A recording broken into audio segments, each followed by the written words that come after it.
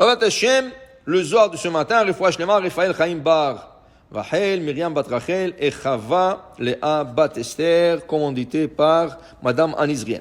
Dit Rabbi de le Zohar, Vayar Elohim et Haaretz vene nishchata.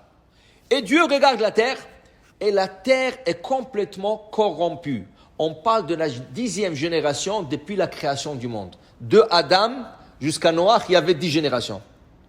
En 10 générations, ils ont corrompu la terre. Maintenant, la génération faisait combien? La génération faisait au moins 100 ans. Aujourd'hui, une génération, quand tu parles de une génération, tu parles de 40 ans. D'où ce qu'on apprend du Tehillim. Arbaim Shana Akut Bedor. Combien durait la génération de ceux qui est sorti de l'Égypte? 40 ans. Alors aujourd'hui, une génération, c'est 40 ans. Mais à l'époque de Noach, Adam Arishon, Noach et tous ceux qui étaient dans cette... Alors une génération était minimum 100 ans. Minimum 100 ans. Okay? 10 générations. Et là, le monde, Hachem regarde la terre et il voit la corruption totale. La paracha nous dit, Hamas, ils volaient un de l'autre. Mais ils volaient de quelle manière? D'une manière tellement sophistiquée que tu ne peux pas les emmener en cours. Qu'est-ce qu'ils faisaient? Ils se ramassaient 10, 20 personnes. À l'époque, c'était des stands. Les gens dans le marché, ils étaient, par exemple, le gars qui vendait le pain, il avait un stand de pain. Alors, les gens venaient, donne-moi une miche, 2 miches. Qu'est-ce qu'ils faisaient? Ils venaient 20 gars, rien qu'on veut goûter. Chacun prenait un petit morceau. Mais le petit morceau ne valait pas un sou. Donc, tu ne pouvais pas emmener aucun d'eux au cours. Et il faisait exprès. Il faisait exprès ça. Alors après, il allait dans la stand de viande. Après, il allait dans le stand de légumes et de fruits. Hachem, il voit ça, il dit, c'est pas possible. En plus de ça, l'adultère. Rachid dit, ils changeaient les femmes entre eux. Ils changeaient leurs femmes entre eux. Okay? Et Hachem, il dit, mais c'est pas possible, la corruption est tellement grande. Il dit ici, et Amay Nishrata, et pourquoi cette terre a été corrompue? Qui shrit kol basar et darko alaretz. Maintenant, le Zohar il dit, ishrit kol basar, tout être, toute chair vivante a été corrompue. Drachi nous explique, Drachi ajoute, les animaux et la terre étaient corrompus. Comment les animaux? Du coup, tu vois que les espèces commencent à se changer. Le tigre, il va avec le loup, et le renard, il va avec l'éléphant. Ils se changeaient les espèces entre eux. Mais pourquoi? La terre, tu plantes du blé, elle te sort de l'orge. Tu mets de l'orge, elle te sort de fèves. Tout est corrompu. Regardez dans la Maboul, regardez dans la paracha, vous allez voir. Quand la terre s'est inondée, c'est écrit que 24 centimètres, à peu près à presque un pied, s'est effacé de la terre. Quand le déluge est venu, un pied de la terre a été effacé, a été enlevé de ce monde. Pourquoi? À cause de la corruption de la terre. Enlevé comment? Ça veut dire que ça a disparu avec l'eau. Là, le Zohar il dit, comment on est arrivé à ce point que tout le monde sont corrompus, les animaux, la terre et tout ça, qui shrit kol basar, ça a commencé par les hommes qui ont appris aux animaux, qui ont appris à la terre. Toute la création a été corrompue complètement. Pour dire que c'est l'homme qui influence son entourage. Et c'est pour ça qu'Hachem a dit, si c'est arrivé déjà au point que l'homme a influencé déjà son entourage, les animaux et la terre, il n'y a rien à faire. Il faut que je purifie ce monde avec un mikvé.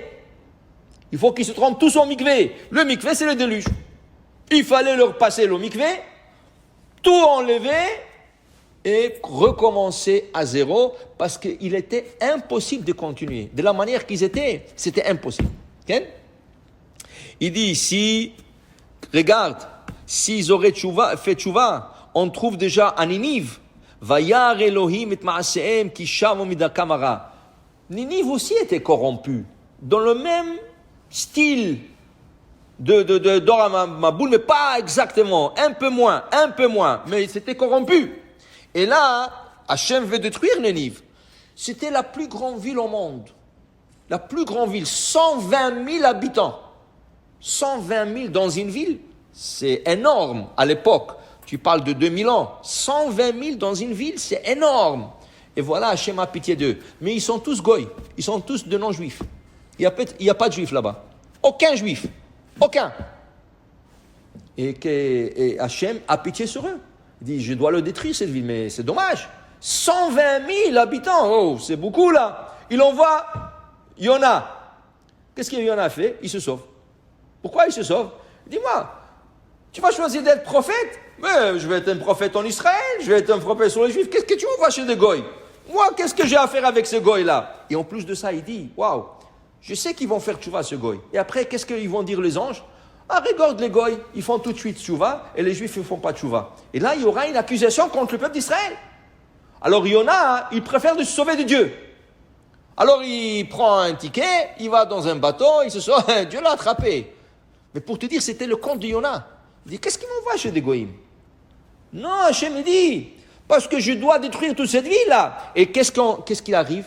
Dès que Yona arrive, c'est ça qui est écrit. Vayar Elohim itmaasem ki shavu midarkam araa. Ils ont tous fait tchouva, ils ont tous laissé le mal. Si la génération de Noach aurait fait le même, Hachem n'aurait pas détruit ce monde. Okay? Qui était le prophète? Noach était le prophète. Comment il a fait sa prophétie? En construisant l'arche. Hachem lui dit, écoute, dans 120 ans, je vais emmener le Maboul. Alors tu mets clou par clou là, construire l'arche. Ça n'aurait pas pris plus que 1, 2 mois, 3 mois, 6 mois. Le plus. Il a pris son temps, 120 ans. Chaque jour un clou. Le jour passé, qu'est-ce qui se passe? Vous savez, il y aura le déluge. Hein? Dieu va détruire la terre. Ah, toi, tu rêves, toi. Hein? Tu rêves. Imaginez-vous que Noah le disait à tout le monde pendant 120 ans. Alors, les gens avaient déjà des enfants, des petits-enfants, des arrière-petits-enfants. Et qu'est-ce qu'ils racontaient à leurs enfants? Tu vois, ce fou-là, ça fait 120 ans, il est en train de nous parler d'un déluge qui n'est jamais arrivé. Parce que c'était une génération, plus qu'une génération. On a dit, c'est une génération. Alors, il est en train de parler des déluges. Mais à la fin, le déluge est venu. Seulement, Hachem lui a dit, prends ton temps. Mais c'est ça. S'ils auraient fait tchouva, Hachem aurait tout laissé. Il n'aurait pas détruit le monde. Mais pour dire, parce qu'ils n'ont pas fait tchouva, c'est ça qui est arrivé. Pour dire que quand Hachem envoie des messages aux hommes, il faut qu'on fasse tchouva. Baruch Adonai le'olam. Amen ve amen.